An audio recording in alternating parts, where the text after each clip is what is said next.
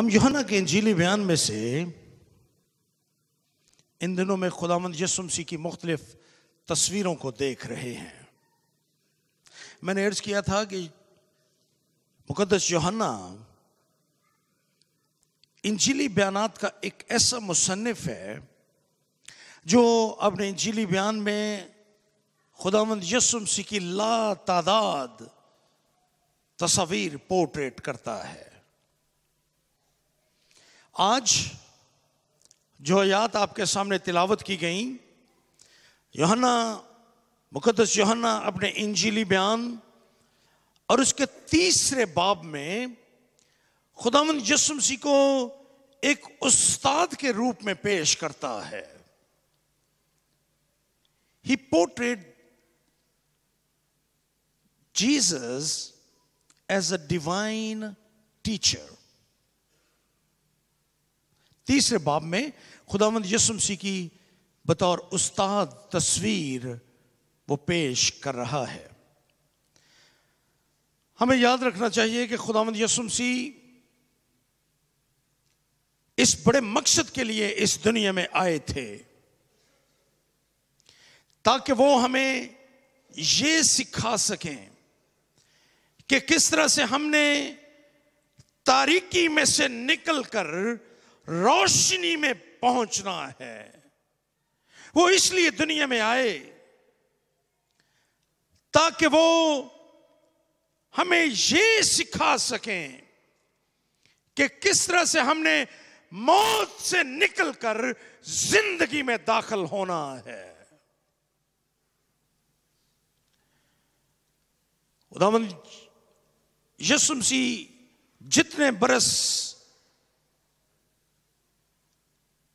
दुनिया में खिदमत करते रहे, वो बतौर उस्ताद अपनी इस खिदमत को उन्होंने पूरा किया। और यहां पर भी इस बाब में भी वो हमें एक उस्ताद के रूप में नजर आते हैं। और न सिर्फ इस बाब में निकोदेमुस के साथ बातचीत करते हुए वो हमें बतौर उस्ताद नजर आते हैं, बल्कि वो इस बाब के वसीले से आज मुझसे और आपसे भी हम कलाम हैं। मुमकिन है आज यहां पर कोई शख्स ऐसा बैठा हो जो उसी हालत में हो जिसमें निकोदेमुस था। निकोदेमुस खुदावंद यीशु मसीह को रबी कहकर मुखातिब करता है। मैं इसके बारे में आगे चलकर बात करूंगा। उस्ताद कहकर मुखातिब करता है, लेकिन निकोदेमुस खुद कामयाबी और शोहरत की बुलंदियों पर था। उसके पास वो सब कुछ था जिसकी कोई भी शख्स इस दुनिया में तमन्ना या ख्वाहिश कर सकता है। वो अपने जमाने का एक कामयाब तरीन शख्स था। इंतहाई मुअज़्ज़ज़ लोगों में उसका शुमार होता था। उसके पास दौलत थी, उसके पास कुव्वत थी, और उसके पास हैसियत और इख्तियार भी था। और ये वो सब चीजें हैं जो कोई भी शख्स जिनकी ख्वाहिश कर सकता है इस दुनिया में एक सक्सेसफुल लाइफ, जिंदगी, कामयाब जिंदगी गुजारने के लिए। लेकिन इन सारी चीजों के बावजूद कि उसके पास दौलत भी थी, हशमत भी थी, इज्जत भी थी, हैसियत भी थी, ताकत और इख्तियार भी उसके पास था,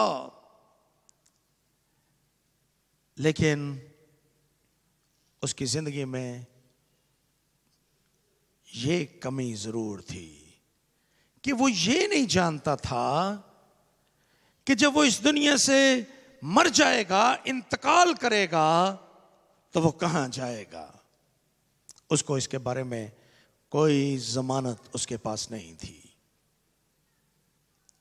उसकी जिंदगी में इस चीज की कमी थी कि वो कहां जाएगा, क्या तजुर्बा करेगा। उसके पास खुदा के साथ, खुदावंद यीशु मसीह के साथ जो शख्सी ताल्लुक है, उसकी भी कमी थी। इसलिए वो खुदावंद यीशु मसीह के पास आया और खुदावंद यीशु मसीह के साथ बातचीत करने लगा। खुदावंद यीशु मसीह नजात की बाबत उसके साथ बातचीत करते हैं, खुदा की बादशाहत के बारे में उसके साथ बातचीत करते हैं, अबदियत के बारे में उसके साथ गुफ्तगू करते हैं। और इस इनायात में वो उन तमाम चीजों को उसको समझाने की कोशिश करते हैं। आइए हम भी चंद लम्हात, ये जो वक्त खुदा ने हमें आज सुबह दिया है, यीशु और निकोदेमुस के साथ खुदावंद यीशु मसीह के क्लासरूम में चले जाएं। आप अपने आप को समझिए कि आप उसी जगह पर खड़े हैं जहां खुदावंद यीशु मसीह निकोदेमुस के साथ उस्ताद के तौर पर गुफ्तगू कर रहे हैं और अपनी जिंदगी के लिए आज उस उस्ताद से, जो इलाही उस्ताद है, जिस जैसा उस्ताद दुनिया में कोई और नहीं है, उससे अपनी जिंदगी के लिए सबक सीख सकें। थोड़ा सा वक्त लेंगे ताकि हम इस अजीम उस्ताद यानी खुदावंद यीशु मसीह के बारे में जब वो बातचीत कर रहे हैं निकोदेमुस के साथ, तो हम देखेंगे किस तरह से ये उस्ताद उसके साथ कलाम करता है और चीज़ों की वजाहत करता है। हम बहुत सा वक्त लेते हैं, घंटों हमें चाहिए चीज़ों को समझाने के लिए, लेकिन देखिए महज 21 आयात हैं और इनमें से यीशु कितनी गुफ्तगू करते हैं, लेकिन इस गुफ्तगू में वो अपने मुद्दा को पूरे तौर पर उसके सामने समझाते हैं। आइए देखें, मैं हस्बे मामूल 3 बातें आपके सामने पेश करूंगा, लेकिन जो पहली बात होगी वो निकोदेमुस और खुदावंद यीशु मसीह की गुफ्तगू पर मबनी होगी। जो गुफ्तगू उन दोनों के दरमियान हुई, आइए हम उसको देखें। लेकिन उससे पहले हमें निकोदेमुस के बारे में भी जानना है। निकोदेमुस के बारे में यहाँ पर यह लिखा है, यूहन्ना अपने इंजीली बयान में कहता है कि फरीसियों में से एक शख्स निकोदेमुस नाम यहूदियों का एक सरदार था। वो यहूदियों का सरदार था।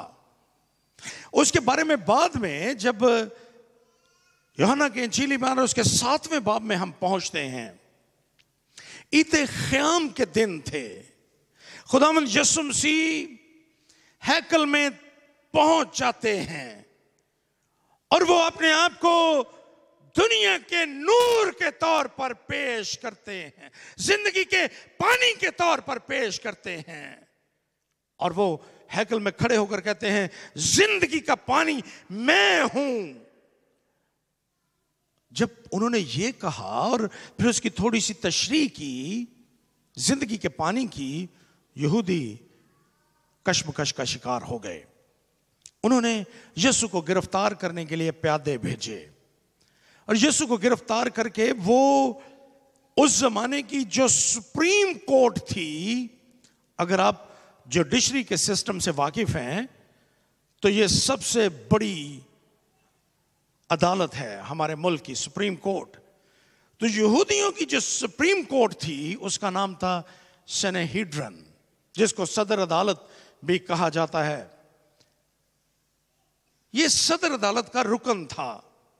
आप अंदाजा कीजिए, हम जब उसको सनेहिड्रन के सामने पेश किया गया, लोगों उसके सामने शिकायत की गई खुदावंद यीशु मसीह की, तो हमें यूहन्ना के इंजीली बयान 7वां बाब उसकी 51 आयत में 50वीं आयत में हमें निकोदेमुस का नाम मिलता है जो सदर अदालत का रुकन था। जहां यीशु का मुकदमा पेश किया गया, अभी खिदमत का आगाज है, यीशु को मार डालने की कोशिश की जा रही है और उसका मुकदमा जिस अदालत के सामने पेश किया गया, सदर अदालत के सामने, उसका एक रुकन निकोदेमुस भी था। सो निकोदेमुस अपने जमाने का इंतहाई ताकतवर शख्स था। वो उस जमाने की सदर अदालत यानी सनेहिड्रन या सुप्रीम कोर्ट जो थी, उनकी इंतहाई आला अदालत थी, उसका रुकन था। वो एक मजहबी शख्स भी था, क्योंकि उसको फरीसी कहकर मुखातब किया गया है। ये फरीसी वो थे जो अपने आप को सबसे आला समझते थे और ये तसव्वुर करते थे कि वो कलाम की बातों पर, उसकी जुजियात पर मुकम्मल अमल करते हैं। सो ये फरीसी था। खुदावंद यीशु मसीह ने फकीहों और फरीसियों की अक्सर मलामत भी की, लेकिन इसका यह मतलब नहीं कि सारे के सारे फरीसी जो हैं वो दुरुस्त नहीं थे, वो रियाकार थे, ऐसा नहीं है। खुदावंद यीशु मसीह ने फकीह और फरीसियों को रियाकार कहकर मुखातिब किया, लेकिन यह जरूरी नहीं कि सारे के सारे फरीसी ऐसे थे। यूं मालूम होता है कि यह बड़ा दयानतदार यहूदी था। हम इसके बारे में एक और बात भी यहां से समझ सकते हैं कि वो बड़ा मुखलस था सीखने के लिए, वेरी सिंसियर टू लर्न, सीखने के लिए मुखलस था। बहुत दफा लोग हमसे सवाल पूछते हैं, अगर कोई खुलूस के साथ सीखने की नीयत से पूछे तो I always welcome those questions. लेकिन बाज मर्तबा लोग सीखने के लिए मुखलस नहीं होते, वो आपको फंसाने की कोशिश करते हैं, जैसे यीशु को भी कई मर्तबा फरीसियों ने फंसाने की कोशिश की। लेकिन निकोदेमुस उन जैसा नहीं है। Nicodemus, somehow I feel that he was a real man. He was a sincere person. वो यीशु के पास आता है और सवाल पूछता है। मैं ये भी यहां पर कहना चाहता हूं कि वो यहां पर लिखा है कि वो रात के वक्त यीशु के पास आया। बहुत से लोग इसकी तशरीह करते हैं कि वो छुप कर यीशु के पास आया, लेकिन बाइबल का तालिब इल्म होने की हैसियत से मेरी कायलियत उन लोगों से थोड़ी सी मुख्तलिफ है। मैं समझता हूं कि रात के वक्त इसलिए वो आया ताकि वो खुदावंद यीशु मसीह से ज्यादा वक्त ले सके और कोई और उनके दरमियान मुखल ना हो। जब वो यीशु के साथ बात करे तो कोई मुदाखलत ना कर सके और वो पूरे तौर पर जो कुछ उसके दिल में है वो यीशु के सामने बयान करे और यीशु से सीख सके। It shows his sincerity. वो मेरी दानिश में इसलिए छुप कर नहीं गया कि वो लोगों से डर रहा था। मेरी दानिश में वो इसलिए छुप कर यीशु के पास रात के अंधेरे में पहुंचा ताकि कोई मुदाखलत ना हो और वो पूरा वक्त यीशु के साथ गुजार सके।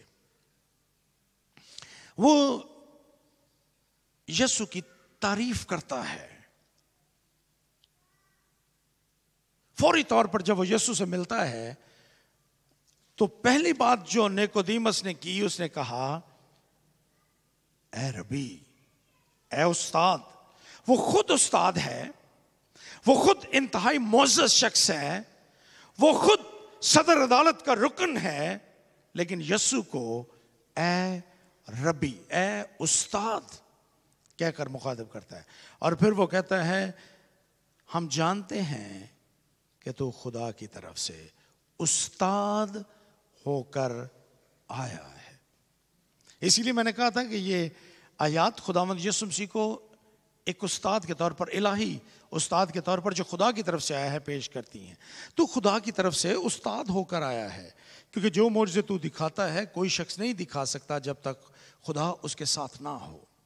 वो खुदावंद यीशु मसीह की तारीफ करता है। पहली बात रबी कहकर मुखातिब करता है, उस्ताद कहता है। इंतहाई इज्जत, तकरीम, ताज़ीम के साथ वो खुदावंद यीशु मसीह को मुखातिब कर रहा है। और वो यीशु के बारे में अपने एहसासात का बयान करता है कि खुदावंद यीशु मसीह, हम जानते हैं कि तू खुदा की तरफ से इस दुनिया में उस्ताद होकर आया है। यूं लगता है कि वो यीशु के बारे में ईमान रखता था कि वो खुदा की तरफ से है।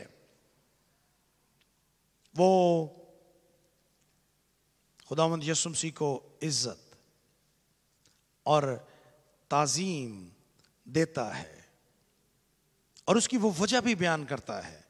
उसकी वजह वो कहता है क्योंकि जो मोजज़े तो दिखाता है वो क्या कोई और नहीं दिखा सकता। सो उन मोजज़ों ने जो यीशु दिखा रहा था उसके दिल में ये इज्जत और तकरीम पैदा की है। लेकिन आज यीशु कोई मोजज़ा, दुनियावी मोजज़ा करने वाले नहीं थे। आज वो एक उस्ताद के तौर पर उसके सामने खड़े हैं।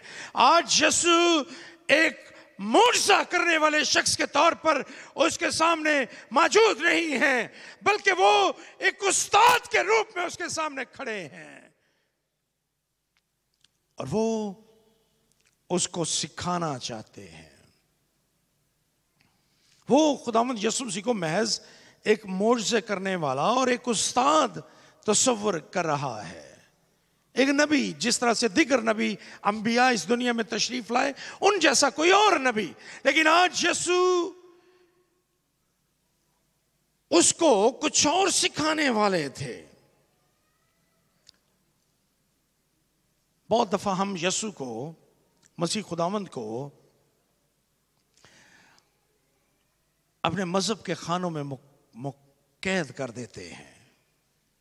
बहुत यीशु के बारे में जैसे निकोदेमुस सोच रहा है, सिर्फ एक मोजज़े करने वाला और सिर्फ एक उस्ताद के तौर पर वो यीशु को देख रहा है। वो इससे बढ़कर यीशु के बारे में कोई और ख्याल उसके दिल में नहीं है। हम बहुत दफा यीशु के साथ ऐसा ही करते हैं। दुनिया में बहुत से लोग हैं जिन्होंने अपने अपनी मजहबी सोच के मुताबिक यीशु को महज मोजज़ात करने वाला बयान किया है। कुछ यीशु को महज तालीम देने वाला तस्वर करते हैं। बहुत से यीशु को सिर्फ एक आम नबी तस्वर करते हैं, जिस तरह से दुनिया में लातादाद अंबिया और उस्ताद तशरीफ लाए। लेकिन ये मजहबी निजाम जो यीशु को अपनी कैद में कर रहा है, उसके बारे में यह दुरुस्त नहीं है। यीशु आज अपनी तालीम के वसीले से यहां पर यह साबित करने वाले हैं कि उसके सिवा और कोई नहीं है। निजात सिर्फ और सिर्फ यीशु के वसीले से है। और वो महज उस्ताद नहीं है, वो महज एक नबी नहीं है, वो महज एक मोजज़ात करने वाला शख्स नहीं है, बल्कि वो सब कुछ है।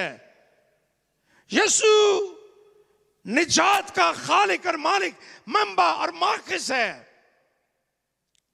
और वही गुनाहों से बचा सकता है। जो उसकी मुश्किल है, आज यीशु वही सिखाने वाले हैं कि यीशु सब कुछ है। यीशु के अलावा कोई और निजात नहीं दे सकता। और यीशु इस उस्ताद को जो निकोदेमुस है, इसके साथ गुफ्तगू कर रहे हैं। वो इसको सिखाते हैं कि उसके बगैर निजात हासिल नहीं हो सकती।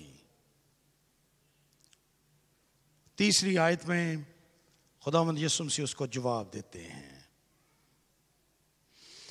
और यीशु मसीह के जवाब पर जरा गौर कीजिए। एक उस्ताद के तौर पर यीशु क्या करते हैं। यीशु अपनी सारी तारीफ जो उसने की यीशु की, ऐ रबी, हम जानते हैं कि तू खुदा की तरफ से उस्ताद होकर आया है। सुप्रीम कोर्ट का जज, सदर अदालत का रुकन, निकोदीमस, यहूदियों का सरदार, आला मर्तबे पर फाइज शख्स, दौलत, हशमत, इख्तियार और ताकत जिसके पास है, वो यीशु से कह रहा है कि ए रबी, हम जानते हैं कि तू खुदा की तरफ से उस्ताद होकर आया है। लेकिन यीशु ने क्या किया? अगर कोई हमारी तारीफ करे तो हम फूल जाते हैं। हम पसंद करते हैं अपनी तारीफ को, और उस्तादों में ये बात कसरत से मौजूद होती है। तालिब इल्म उस्तादों की फेवर पाने के लिए, कई तालिब इल्म उस्तादों की फेवर हासिल करने के लिए उनकी फ्लैटरिंग कर, खुशामद करते हैं, कॉम्प्लीमेंट्स देते हैं, आज आपने जबरदस्त काम किया। लेकिन यीशु के बारे में गौर कीजिए, यीशु क्या करते हैं? यीशु उसके कॉम्प्लीमेंट्स को नजरअंदाज कर देते हैं। हम ताजीम चाहते हैं, जिस ओहदे पर भी फाइज हैं, जो भी हम काम कर रहे हैं, we like compliments. But Jesus, look at the Jesus. Jesus ignored. He ignores the compliments. उसने बात ही नहीं की उसके कॉम्प्लीमेंट्स पे। यीशु ने उससे कहा, मैं तुझसे सच कहता हूं कि जब तक कोई नए सिरे से पैदा ना हो, वो खुदा की बादशाही को देख नहीं सकता। वो तारीफ कर रहा है यीशु की, और यीशु एक बिल्कुल नई चीज उसके सामने रखते हैं। यीशु उसको कहते हैं, मैं तुझसे सच कहता हूं कि जब तक कोई नए सिरे से पैदा ना हो, वो खुदा की बादशाही को देख नहीं सकता। खुदावंद यीशु मसीह नई पैदाइश के बारे में उसके साथ बातचीत कर रहे हैं, और वो पैदाइश के बारे में बात करते हैं। अगरचे यहां पर नई पैदाइश का, नए सिरे से पैदा होना लिखा है, लेकिन पैदाइश का अमल इट्स अ यूनिवर्सल। ये इट्स अ यूनिवर्सल एक्सपीरियंस।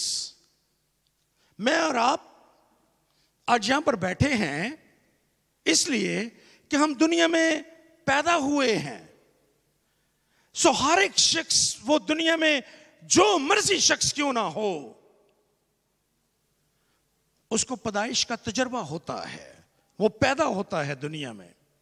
और यीशु मसीह इसी जो बर्थ एक्सपीरियंस है, इसको इलस्ट्रेट करते हैं, उसके सामने रखते हैं, और उसको कहते हैं कि जब तक कोई नए सिरे से पैदा ना हो, उस वक्त तक वो खुदा की बादशाही को देख नहीं सकता। इसके अलावा चॉइस ही नहीं है, कोई ऑप्शन ही नहीं है कोई और। यीशु के स्टेटमेंट पर गौर कीजिए, he is a teacher, divine teacher, and what he is saying, मैं तुझसे सच कहता हूं कि जब तक कोई नए सिरे से पैदा ना हो, वो खुदा की बादशाही को देख नहीं सकता। कोई ऑप्शन नहीं है। नए सिरे से पैदा होना जरूर है। और यह नई पैदाइश, खुदावंद पर ईमान लाना, इसकी मैं मजीद आगे चलकर थोड़ी सी वजाहत करूंगा। लेकिन खुदावंद यीशु मसीह कोई और इसमें ऑप्शन नहीं रखते। पैदा होना जरूर, नए सिरे से पैदा होना जरूर है। आप अमाल की किताब उसका 4वां बाब और उसकी 12वीं आयत को पढ़िए। मुकद्दस पतरस यहूदियों के सामने खड़ा है, उनके मुअज़्ज़िज़ीन के सामने खड़ा है, अदालत में खड़ा है, और वो वहां पर यह कहता है कि आसमान के तले, जमीन के ऊपर कोई और नाम नहीं बख्शा गया जिसके वसीले से हम निजात पा सके। कोई और ऑप्शन है ही नहीं। नए सिरे से पैदा होना जरूर है, इसके अलावा और कोई कुछ नहीं हो सकता। निकोदेमस कंफ्यूज है। निकोदेमस कहता है कि आदमी जब बूढ़ा हो गया तो क्यों कर पैदा हो सकता है? क्या वो दोबारा अपनी मां के पेट में दाखिल हो सकता है? वो जिस्मानी पैदाइश के बारे में गौर कर रहा है, सोच रहा है, जिस्मानी तौर पर पैदा होना। आप थोड़ी देर के लिए अंदाजा कीजिए कि उनकी सारी की सारी जो थियोलॉजी है उसके दिमाग में वो जिस्म के इर्द गिर्द घूम रही है, जिस्म के इर्द गिर्द। वो रूह की बात ही नहीं समझता। उसको रूह के बारे में यहां पर उसका जवाब यह ज़ाहिर करता है कि he was not thinking about the hidden person, the inner person, रूह। इसके बारे में वो नहीं सोच रहा। वो कहता है कि ये कैसे मुमकिन है कि मैं अपनी मां के पेट में दाखिल हूं और दोबारा पैदा हूं। दिस इज इम्पॉसिबल, फिजिकली मुमकिन ही नहीं है। जब वो इंसानी नुक्ता नजर से ये सब कुछ सोच रहा था और वो ये सोच रहा था कि ये कैसे मुमकिन है कि वो अपनी मां के पेट में दोबारा दाखिल हो और दोबारा से पैदा हो, उसके लिए ये सब कुछ जिस्मानी लग रहा था। लेकिन खुदावंद यीशु मसीह उसको मजीद उसकी वजाहत करते हैं। ये उसकी और खुदावंद यीशु मसीह की गुफ्तगू है जिस पर मैं आपके साथ बात कर रहा हूं। खुदावंद यीशु मसीह उसको 5वीं आयत में मजीद समझाते हैं। यीशु ने जवाब दिया कि मैं तो उसे सच कहता हूं कि जब तक कोई आदमी पानी और रूह से पैदा ना हो वो खुदा की बादशाहत में दाखिल नहीं हो सकता। पहले उन्होंने कहा था कि वो खुदा की बादशाहत को देख नहीं सकता। अब वो कहते हैं कि वो दाखिल भी नहीं हो सकता जब तक आदमी पानी और रूह से पैदा ना हो। बहुत से लोग इसकी मुख्तलिफ तशरीहात करते हैं कि पानी से पैदा होना इससे क्या मुराद है और रूह से पैदा होना इससे क्या मुराद है। लेकिन ये आयत दो तरह की जो पैदाइश है उसका बयान करती है। जब तक कोई आदमी पानी और रूह से पैदा ना हो, यानी हर एक शख्स के लिए जिसके अंदर ये डिजायर है कि वो खुदा की बादशाहत का वारिस हो, अगर वो निजात को पाना चाहता है, अगर वो खुदा की बादशाहत में दाखिल होना चाहता है, तो उसको 2 मर्तबा पैदा होना जरूर है। 2 मर्तबा पैदा होना है उसको। एक मर्तबा वो जो निकोदेमस के दिमाग में है, जिस्मानी पैदाइश, मां बाप के वसीले से इस दुनिया में आना। देखें, ये पैदाइश भी बहुत जरूरी है। अगर कोई शख्स इस दुनिया में पैदा ही नहीं होगा, जिसका वजूद ही नहीं है, जो एग्जिस्ट ही नहीं करता, उसको तो निजात के बाबत उसको तो जरूरत नहीं है। सो इस दुनिया में पैदा होना भी जरूरी है। पानी से पैदा होना, इससे मुराद हमारी जिस्मानी पैदाइश है।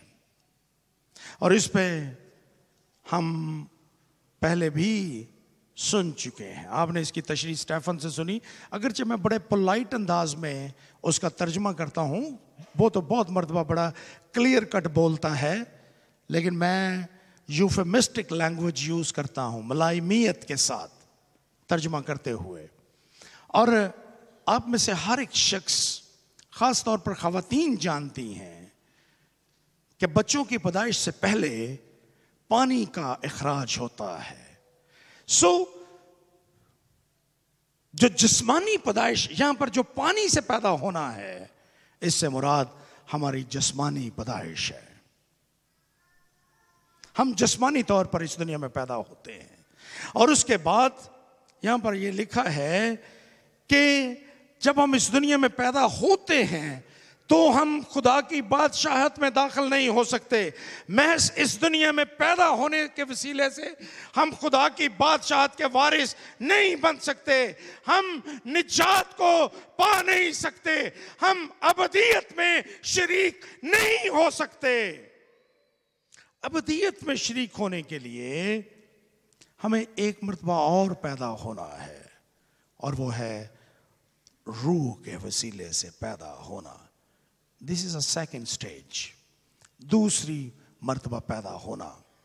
एक मर्तबा हम इस दुनिया में पैदा हो गए, दूसरी मर्तबा यीशु जिस पैदाइश की बात कर रहे हैं, जो रूह की पैदाइश है, वो हमारे अंदर छुपे हुए हमारे असल की बात कर रहे हैं। Our real identity, the spirit, our human spirit, हमारा रूह, जब हम यीशु को कबूल करते हैं, दिल से हम उसको कबूल करने का फैसला करते हैं, हम यीशु को अपनी जिंदगी में आने की दावत देते हैं, उसी वक्त खुदा का रूह हमारी जिंदगी में आता है। और इसी को रूह का बपतिस्मा भी पालूस कहता है। आप कुरिन्थियों की कलीसिया के नाम पालूस का पहला खत, उसका 12वां बाब और उसकी 13वीं आयत देखिए। क्योंकि हम सब ने खा यहूदी हो, खा यूनानी, खा गुलाम, खा आजाद, एक ही रूह के वसीले से एक बदन होने के लिए बपतिस्मा लिया, और हम सबको एक ही रूह पिलाया गया। खुदा का रूह जो आदम और हवा के गुनाह की वजह से इंसान के रूह से जुदा हो गया, खुदा का रूह जब हम यीशु को कबूल करते हैं, जब हम यीशु पर ईमान लाते हैं, खुदा का रूह हमारे रूहों को जिंदा कर देता है। उनकी पलीदगी, नापाकी को खत्म करके उनको पाक और साफ करता है। और इसको मुकद्दस पौलुस रसूल कुरिन्थियों के खत में रूह का बपतिस्मा कहकर मुखातिब करते हैं। खुदावंद यीशु मसीह को हम कबूल करते हैं, और खुदा का पाक रूह हमारे रूहों को पाक और साफ करता है। This is new birth. ये अचानक जब हम जो ही हम यीशु को कबूल करते हैं, उसी लम्हे खुदा का पाक रूह हमारे रूहों को पाक और साफ करता है और जिंदा कर देता है और नया मखलूक बनाता है। आइए छठी आयत को देखें। जो जिस्म से पैदा हुआ है जिस्म है, और जो रूह से पैदा हुआ रूह है। एक मर्तबा फिर आप देखें, वो दोनों पैदाइश, जो दो तरह की जो पैदाइश है उसका जिक्र करता है। जो जिस्म से पैदा हुआ है जिस्म है, और जो रूह से पैदा हुआ रूह है। जिस्मानी पैदाइश हमारे माँ बाप के वसीले से है और हम इस दुनिया में पैदा होते हैं, लेकिन रूह की पैदाइश रूह से है। खुदा रूह है और खुदा रूह कुदस हमें पाक और साफ करते हैं। अगर आप कुरिन्थियों की कलीसिया के नाम मुकद्दस पौलुस रसूल का दूसरा खत, उसका 5वां बाब और उसकी 17वीं आयत को देखें, तो यहां पर लिखा है, इसलिए अगर कोई मसीह में है तो वो नया मखलूक है। नया मखलूक, अगर कोई मसीह में है तो वो नया मखलूक है। और नया मखलूक बनाने के वसीले से खुदा हमें आसमान की बादशाही का वारिस बनाता है। मैं कभी कभार सोचता हूं कि दुनिया में कई ऐसे मुल्क हैं जहां पर जाने के लिए आपको मुख्तलिफ मराहल में से गुजरना पड़ता है, जियोग्राफिकली भी। ये जो जियोग्राफी हदबंदियां हैं, इनको पार करने के लिए भी कुछ मुल्क आप पर कुछ पाबंदियां आयद करते हैं। अभी जब हमारी बेटी जा रही थी इंग्लिस्तान, तो उसको पहले मेडिकल के मरहले में से गुजरना पड़ा। बहुत से मुल्क हैं जहां पर जाने के लिए आपको खास अद्वियात और इंजेक्शन भी पहले लेने पड़ते हैं, ताकि फिर जब आप उनका सबूत फराहम करते हैं तो फिर वो आप अपने मुल्क में आपको दाखिल होने की इजाज़त देते हैं। दुनिया में बहुत से मुल्क हैं जो इस तरह की पाबंदियां आयद करते हैं। आपको अपने अपनी सेहत के बारे में, अपने बारे में सबूत फराहम करने पड़ते हैं। और अगर आप उनके म्यार पर पूरा उतरते हैं तो फिर वो आपको अपने मुल्क में दाखिल होने की इजाजत देते हैं। और यही जिस्मानी कानून रूहानी दुनिया में भी इसी तरह से काम करता है। खुदा की बादशाहत में शामिल होने के लिए, उस रूहानी दुनिया में शरीक होने के लिए हमें नया मखलूक बनना पड़ता है। और नया मखलूक बनने के लिए हमें यीशु को कबूल करना पड़ता है। और जब तक हम यीशु को कबूल नहीं करते, हम नए मखलूक नहीं बनते। और जब तक नए मखलूक नहीं बनते, हम आसमान की बादशाहत में दाखिल भी नहीं हो सकते। So it's a spiritual principle. इसको सीखिए। जिस तरह से हम दूसरे मुल्कों में जाने के लिए सारी जिस्मानी एफर्ट्स करते हैं, let's do something to enter into the heaven, the kingdom of God. खुदा की बादशाहत में दाखिल होने के लिए आपको आपके जिस्मों में टीके लगवाने की जरूरत नहीं है। आपको पोलियो के कतरे हर दफा कई बार का सफर करने के जहाज पर बैठने से पहले आपको पोलियो के कतरे पीने की जरूरत नहीं है।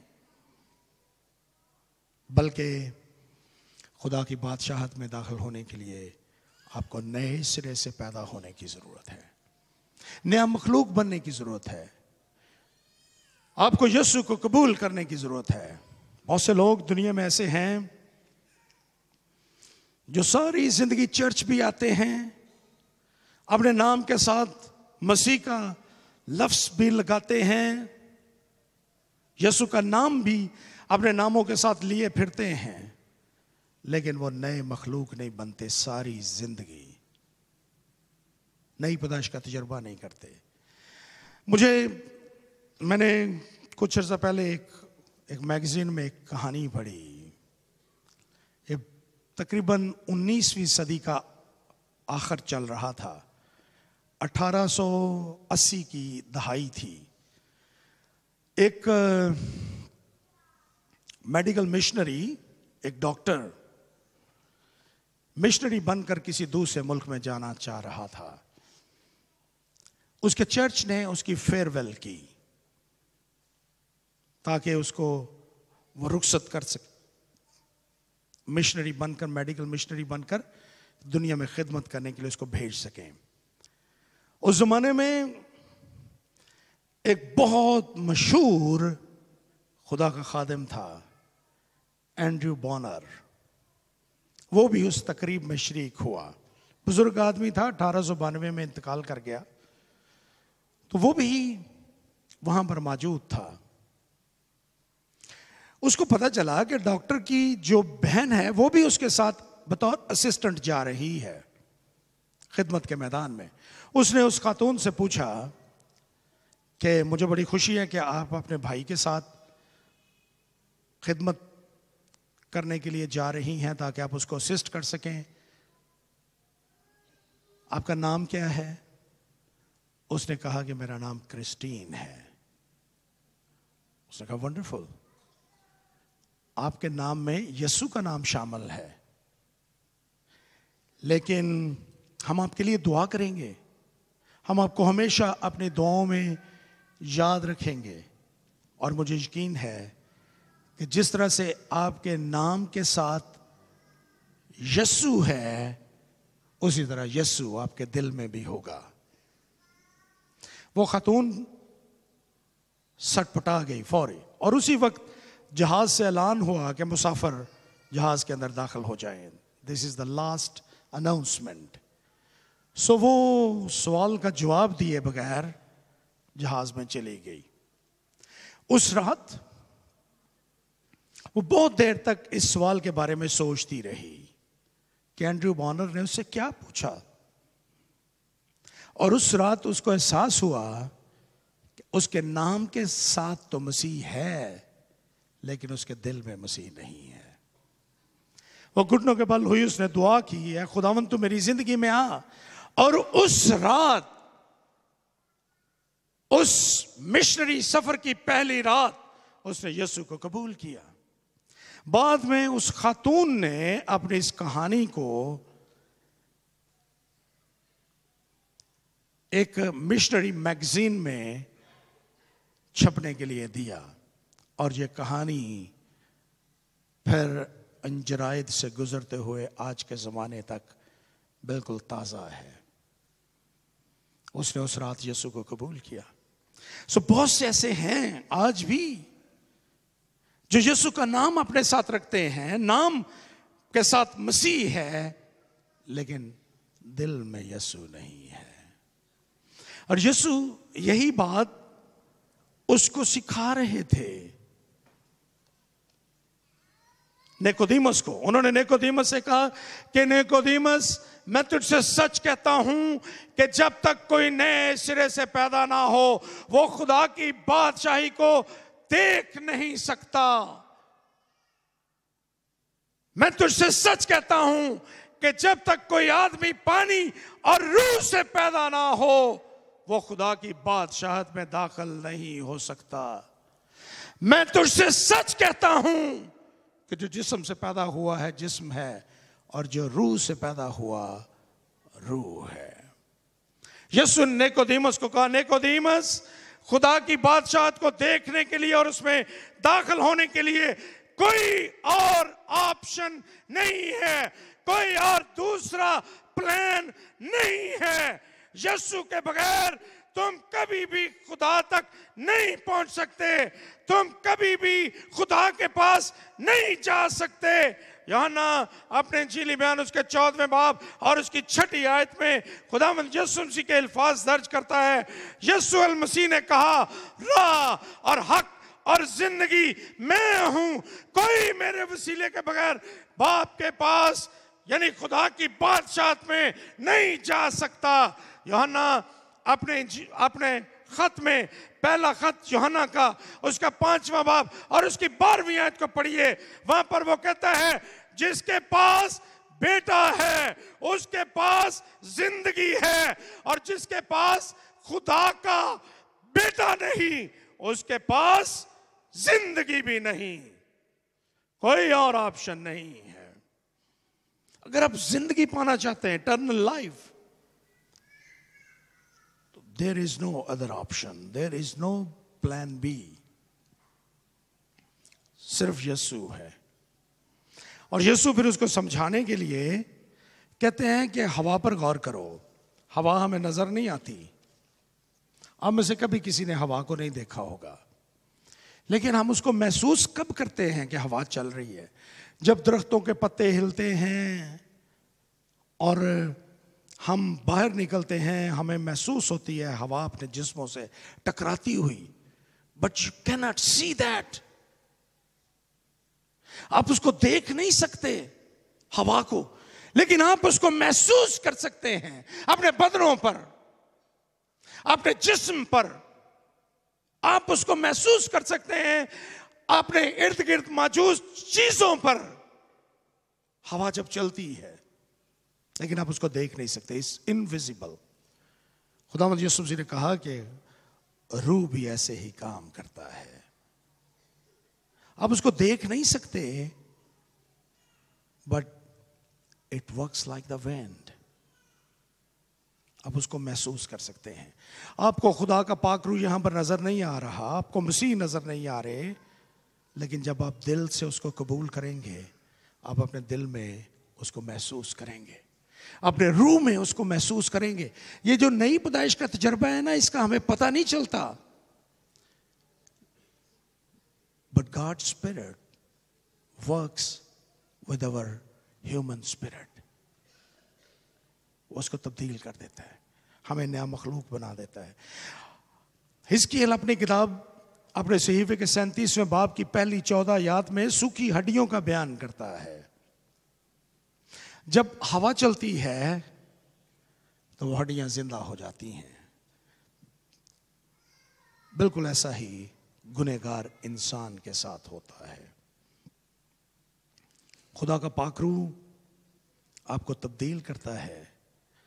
आप जब ईमान के साथ खुदावंद को पुकारते हैं तो खुदा का रूह आपके अंदर आता है और वो आपको तब्दील कर देता है, नया मखलूक बना देता है, बिल्कुल नया कर देता है। खुदा का पाक रूह हमें नजर नहीं आता, लेकिन उसका असर हमारी जिंदगी में, हमारे दिल में और हमारे रूह में हम उसको महसूस करते हैं। निकोदेमुस ने फिर कहा, ये बातें क्यों कर हो सकती हैं? ये बातें क्यों कर हो सकती हैं? अब मैं दूसरे हिस्से पर हूं। निकोदेमुस ने जब ये पूछा कि ये क्यों कर हो सकती हैं, तो यीशु ने उसको एक मिसाल दी। यीशु ने उससे कहा कि बनी इस्राएल का उस्ताद होकर तो इन बातों को नहीं जानता। और फिर खुदावंद यीशु मसीह उसके साथ बियाबान की बात करते हैं। गिनती की किताब उसका 21वां बाब और उसकी 4 से 10वीं आयत में यह वाकया बयान किया गया है, जब बनी इस्राएल के गुनाह की वजह से सांप भेजे गए। वो सांप काटते थे, लोग मर जाते थे। खुदावंद के बंदे मूसा ने खुदावंद से फरियाद की, पीतल का एक सांप बनाया गया खुदा के कहने पर, और जो कोई उसकी तरफ देखता था वो मौत से बच जाता था। कोई दवाई नहीं दी जाती थी मरीज को, कोई पुड़िया नहीं दी जाती थी कि तुम ये खाओ, ये सफूफ खाओ, जख्मों पर पट्टी बांधो जहां सांप ने काटा है। नो, सिर्फ पीतल के सांप को देखना है। खुदावंद बनी इस्राएल को इस रूहानी असूल से वाकिफ करा रहे थे, जिसको हम ईमान कहते हैं, जिसको हम इत्तेकाद कहते हैं, कि जब तुम ईमान के साथ पीतल के सांप को देखोगे तुम अपनी मौत से बच जाओगे।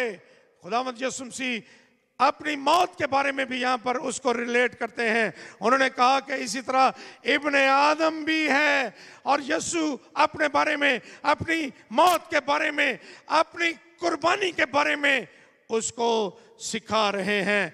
और उसको ये सिखा रहे हैं कि जिस तरह से वो बनी इस्राएल उस पीतल के सांप को देखकर अपनी मौत से बच जाते थे, वो लोग जो खुदावंद को देखेंगे वो अपनी मौत से, अपनी रूहानी मौत से इसी तरह से महफूज रहेंगे। पौलुस और सिलास एक मर्तबा कैद खाने में थे। जब बड़ा भूचाल आया, उनकी बेड़ियां खुल गईं और कैद खाने का दरोगा उनसे पूछता है कि मैं क्या करूं कि निजात पाऊं। तो उन्होंने उससे कहा, खुदावंद यीशु पर ईमान ला तो तू और तेरा घराना निजात पाएगा। यीशु पर ईमान लाना, जिस तरह से पीतल के सांप को देखने के वसीले से बनी इस्राएल मौत से बच जाते थे, यीशु पर ईमान लाने के वसीले से लोग रूहानी मौत से बच जाएंगे और वो जिंदगी पाएंगे। ये बड़ा सादा सा असूल है जो खुदावंद यीशु मसीह ने सिखाए। सिर्फ ईमान लाना, यीशु पर ईमान लाना, ये काफी है।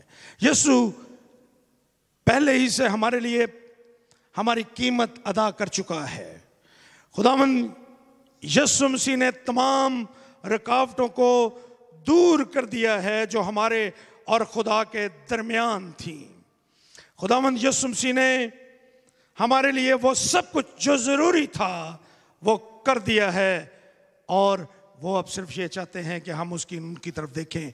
मुक़द्दस यशायाह नबी अपने सहीफे के 45वें बाब और उसकी 22वीं आयत में कहते हैं, ए इंतहाई जमीन के सब रहने वालों, मेरी तरफ मतवज्जो हो और निजात पाओ।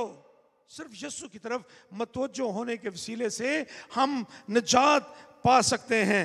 खुदावंद यीशु मसीह ने उसको इस अंदाज से यूहन्ना के इंजीली बयान उसके 6 बाब और उसकी 47वीं आयत में कहा, मैं तुमसे सच कहता हूं कि जो ईमान लाता है हमेशा की जिंदगी उसी की है, वही निजात को हासिल कर सकता है। और अमाल की किताब उसके 16वें बाब और उसकी 31वीं आयत में हमने पौलुस और सिलास के अल्फाज सुने। उन्होंने कहा कि खुदावंद यीशु मसीह पर ईमान ला तो तू और तेरा घराना निजात पाएगा। 2000 बरस गुजर चुके हैं, लेकिन इसमें कोई तब्दीली नहीं है। आज भी सिर्फ यीशु पर ईमान लाने के वसीले से हम निजात पा सकते हैं।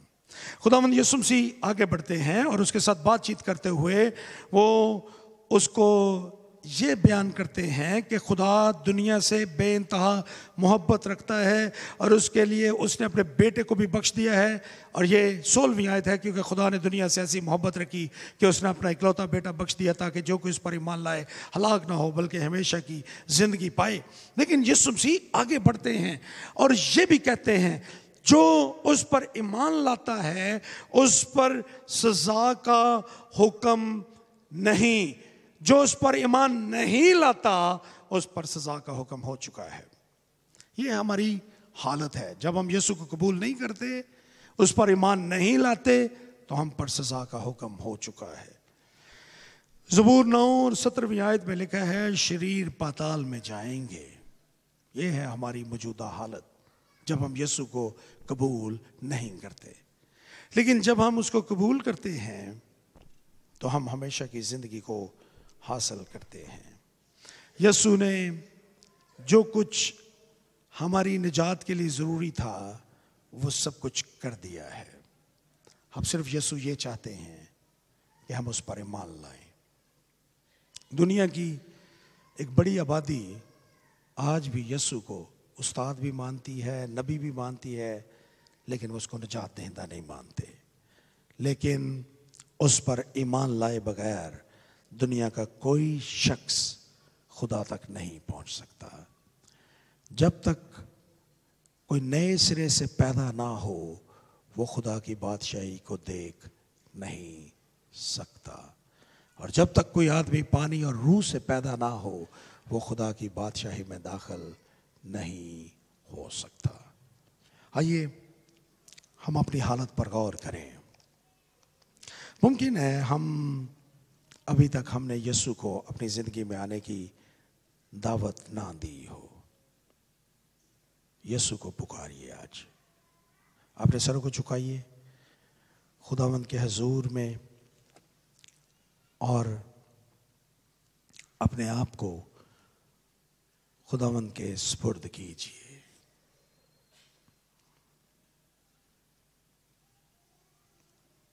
नई पैदाइश का तजर्बा कीजिए। नए मखलूक बनिए ताकि आप खुदा की बादशाहत में शरीक हो सकें। खुदा की बादशाहत में जाने के लिए आपको नया मखलूक बनने की ज़रूरत है। और नया मखलूक बनने के लिए आपको नई पैदाइश के तजर्बे की ज़रूरत है। और नई पैदाइश के तजर्बे के लिए अपनी रूह की तब्दीली के लिए आपको यीशु पर ईमान लाने की ज़रूरत है। आज उसको पुकारिए, सुबह उसको दावत दीजिए कि वो आपकी ज़िंदगी में आए।